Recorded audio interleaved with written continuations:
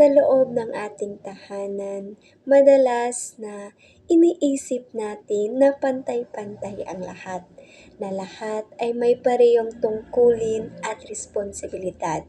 Pero habang tumatagal, napapansin ko na hindi pala ito totoo. Ano naman ang gagawa nito? Araw-araw na lang. Jasmine, ikaw na maglinis dito. Tsaka maghugas na rin. Ikaw kasi ang babae. Minsan, napapagod din ako. Hindi naman sa ayaw kong tumulong, pero bakit parang hindi pantay?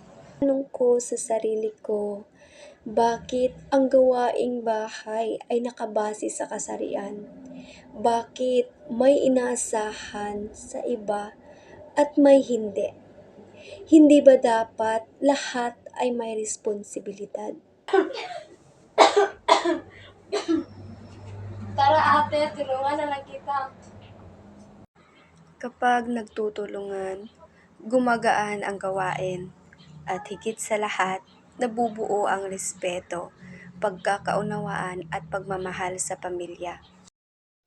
Maghahati tayo para mas madali. Ang gawaing bahay ay hindi para sa babae o lalaki lamang.